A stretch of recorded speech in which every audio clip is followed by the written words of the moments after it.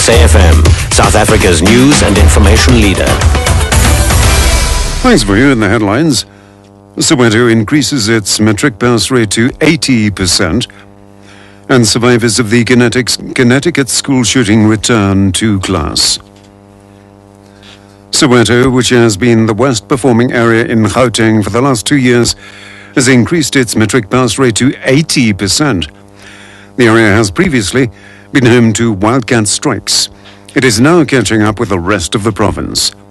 Gauteng scored first place in the country with a matric pass rate of 83.9%, a 2.8% improvement from last year. Gauteng Education MEC Barbara Creasy has just announced the results. Very significant and extremely pleasing improvement in the results from what has traditionally been our most challenging district, namely Johannesburg Central, that includes Soweto. It is no accident, I believe, that the results of Johannesburg Central went up by 12 percentage points. From a pass rate of 67.8% last year to 79.9%. The Eastern Cape is again at the bottom of the pile this year with a matric pass rate of 61.6%. Even though it has more than a 3% improvement since last year, it is still far from the 70% goal. Education specialist Professor Sylvan Blachnout from the Nelson Mandela Metropolitan University says the province will always be worse off, as it is mostly rural and poor, as well as one of the largest. He says a lack of mother tongue instruction is also problematic.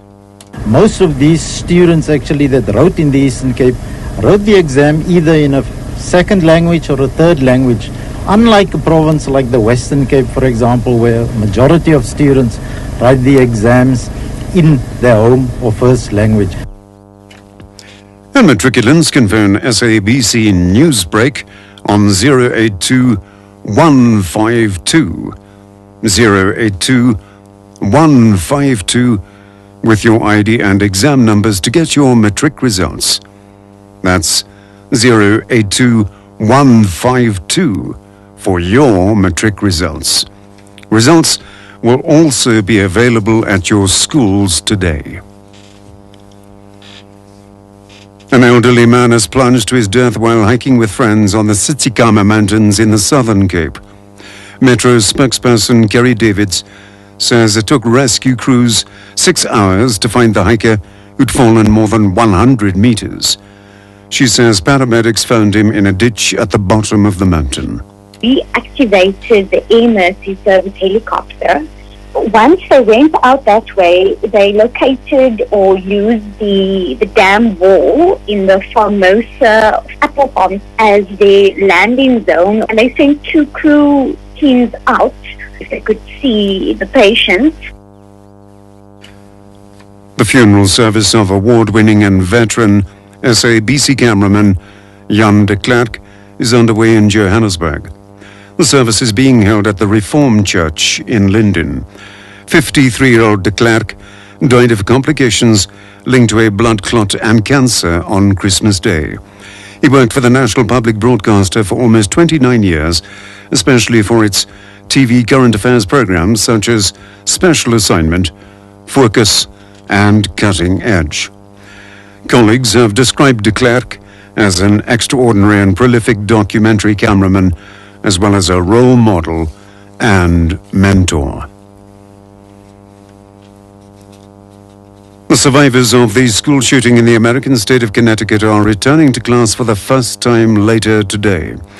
Sandy Hook Elementary School in Newtown has been closed since Adam Lanza shot dead 20 children and 6 adults last month.